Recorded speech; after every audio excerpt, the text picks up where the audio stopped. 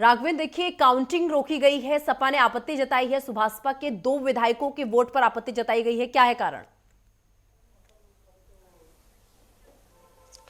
निशा, जहां तक आपत्ति की बात है, इसमें न भारतीय जनता पार्टी पीछे है और न ही समाजवादी पार्टी पीछे है। दोनों पार्टियां एक दूसरे के ऊपर आरोप प्रत्यारोप लगा रही हैं और कहीं न कहीं आपत्ति अपनी दर्ज करा रही हैं। समाजवादी पार्टी की बात करें तो नीलरतन के वोट पे उन्होंने आपत्ति दर्ज कराई है कि वो कैसे वोट दिए, और इसके अलावा अगर हम भाजपा की बात करें तो साजिद इस्लाम के वोट को लेकर इन्होंने खारिज किया है, उस पर समाजवादी पार्टी की तरफ से फिर से आपत्ति दर्ज कराई गई है।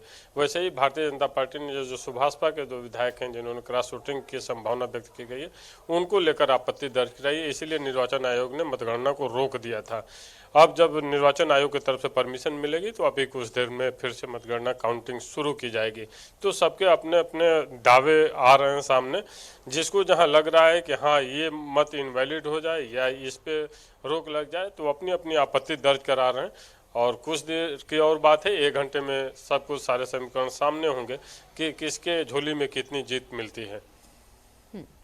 राघवेंद्र, वहीं खबर ये भी है कि एक विधायक जो है एम्बुलेंस से वोट देने पहुंचा था, उस पर भी आपत्ति जताई गई है। जी, भारतीय जनता पार्टी को नीलरतन जो विधायक हैं वो काफ़ी अस्वस्थ चल रहे हैं, उनके पैरों में दिक्कत है। इसके अलावा 3-4 और बीमारियों से वो ग्रसित हैं, उनको एम्बुलेंस से लाया गया था। ऐसे में समाजवादी पार्टी की तरफ से उसमें आपत्ति दर्ज कराई गई है।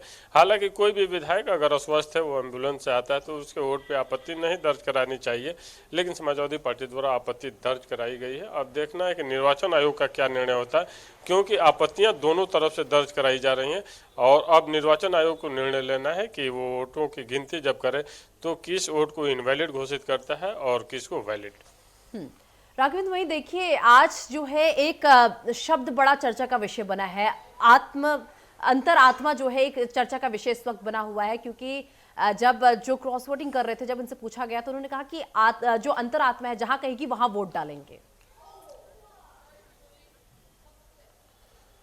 अच्छा, वैसे तो अंतरात्मा की आवाज़ पूरे देश में हमेशा इन राजनीतिक नेताओं द्वारा सुनाई देती है। कोई भी पार्टी इसे अछूती नहीं है। राजनीति में जब विचारधारा और सिद्धांत मृतप्राय हो जाएं तो अंतरात्मा की आवाज़ जागृत होती है। जब आप चुनाव लड़ते हैं, जिस पार्टी से आपको टिकट मिलता है, तो आपकी अंतरात्मा उस समय नहीं जागती है, लेकिन जब आपको पार्टी बदलना होता है तो एक दिन में ही आपकी अंतरात्मा जाग उठती है। और शायद नेताओं का अब ये चलन हो गया है कि जब भी एक पाले से दूसरे पाले में जाना हो तो अच्छा बहाना है कि हमने अपने अंतरात्मा की आवाज़ पे ये निर्णय लिया है। अंतरात्मा की आवाज़ आपको उस समय जागनी चाहिए जब आप एक सिद्धांत और विचार लेकर किसी पार्टी से जुड़ते हैं या जनता की सेवा करने के दावे के साथ जनता के बीच में वोट मांगने जाते हैं।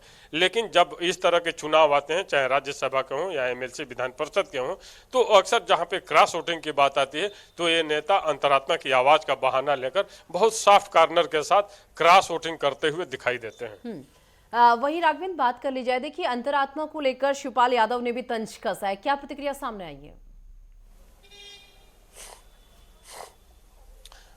अगर शिवपाल यादव की बात करें या अखिलेश यादव की बात करें या भारतीय जनता पार्टी के भूपेंद्र चौधरी या किसी भी नेता की बात करें, हम ब्रजेश पाठक की बात करें, तमाम ऐसे दल बदलू नेता दिखाई देंगे जो 2-2, 3-3 पार्टियों में रहकर आज भारतीय जनता पार्टी की भी शोभा बढ़ा रहे हैं। इतना ही नहीं, समाजवादी पार्टी में बहुत सारे ऐसे चेहरे को देखने को मिलेंगे जो एक दल से दूसरे दल में आए हैं। और एक बहुत स्पष्ट बात बताना चाहूँगा निशा, कि बहुजन समाज पार्टी एक ऐसी नर्सरी रही है राजनीतिक पार्टी के रूप में कि उस नर्सरी से निकले हुए नेता क्या सत्ता और क्या विपक्ष, ऐसी कोई पार्टी नहीं है जहाँ पे उस दल से निकले हुए नेता शामिल नहीं है। तो फिर बात वहीं आती है कि आखिर सिद्धांत और नैतिकता इन नेताओं की कहाँ चली जाती है कि अंतरात्मा की बात करते हैं तो ये अंतरात्मा की आवाज़ पे पार्टी बदलने वाले नेताओं की एक लंबी फहरिस्त है और उससे न भारतीय जनता पार्टी अछूती है और न विपक्ष की कोई पार्टी, हम समाजवादी पार्टी की बात करें या किसी की। अगर हम बात शिवपाल यादव की भी करें तो उन्होंने भी प्रसपा अपनी पार्टी बनाई थी, उस समय उनके सिद्धांत, व्यवहार, नैतिकता और उनकी अंतरात्मा की आवाज़ कहाँ चली गई थी जब भतीजे से लड़ाई हुई थी। तो इसमें कोई पीछे नहीं है, बस उसमें बस ये देखना है कि सत्ता पाने के लिए, सत्ता की मलाई चाटने के लिए और सत्ता में बने रहने के लिए हम अंतरात्मा की आवाज सुनते हैं या फिर सिद्धांतों की बात करते हैं। सुनाई दी पड़ती है। फिलहाल बहुत शुक्रिया राघवेंद्र आपका, आप हमारे साथ जुड़े और ये तमाम जानकारी आपने